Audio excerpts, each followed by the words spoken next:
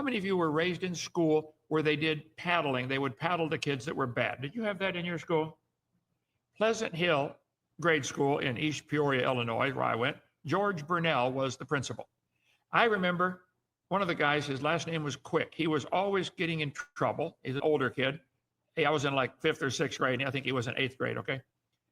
And we had Mr. Burnell would call for an assembly. All the students come to the gym. And he would get this kid after been in trouble 42 times, and give him spankings in front of the whole gym. Bend over, grab your knees. Mr. Burnell had one eye, lost it in the war, and he had a hook instead of a hand. It lost his arm. So he could flex a muscle and open the hook to pick up papers and stuff, Everybody was terrified just looking at George Burnell. And I remember him paddling that kid, and everybody in the stands, in the bleachers, I'll be good, I'll be good. One friend of mine was a teacher, and when they had paddling in their school, he had a big old paddle, and it was purposely broken in about 10 pieces, and he had it duct taped together, and it looked like horrible. But it was all planned. He'd get some kid, oh, Johnny, that's the 4th time I've told you, come out in the hall. He'd put the kid in the hallway, bend over and grab your knees. He'd leave the door open so that when he struck him with the paddle, the pieces would fly into the room where the rest of the kids are sitting. So the rest of the kids, he said, that's terrible. I think it's wonderful, okay? So read what it says. When the scorner is punished, the simple is made wise. Watching Mr. Burnell paddle that kid made me smarter that day.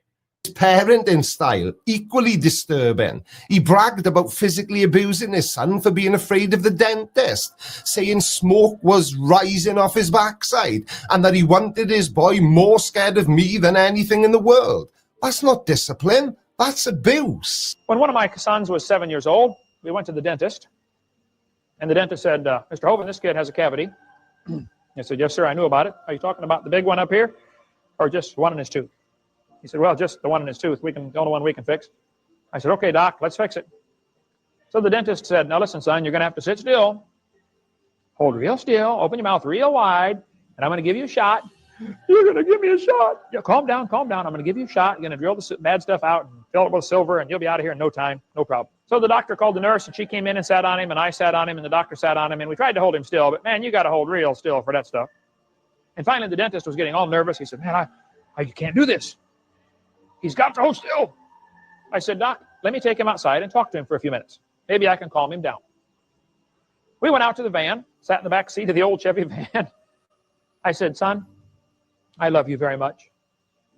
He said, I know, Daddy. I said, son, I told you to sit still. You did not sit still. What happens when you disobey, Daddy? He said, you get a spanking. I said, that's correct. Bend over. And boy, did I give him a spanking. It was a doozy. A few minutes later, the smoke is rising off his hind end, and the tears are coming down his cheeks, and the pearls are coming out of his nostrils. I mean, the whole thing. I said, now listen, son, we're going to go back in the dentist office, and you're going to sit in that chair. And if you wiggle one time, I'm not going to yell at you. I'm just calmly going to take you back out to the van and give you 2 spankings like you just got. And then we're going to go back in the dentist office, and if you wiggle, I'm going to bring you back out and give you 3 spankings in a row like you just got. And we're going to go back and forth all day until I get tired. And his history of violence extends beyond his family. He was arrested for assault and battery against the secretary in 2002, although the charges were later dropped.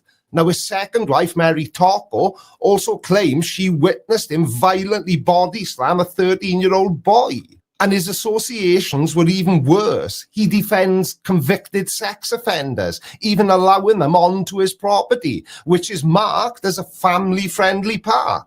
And against legal advice, against common sense, because protecting his ego mattered more than protecting children, he defends people like Chris Jones, a registered sex offender, and allows him onto the park, even stating in a conversation that it's illegal for him to be there, but he's my friend. So it's been interesting to see the comments. I posted a Facebook comment yesterday, I think it was, about someone had a YouTube up about me, about a friend of mine named Chris Jones.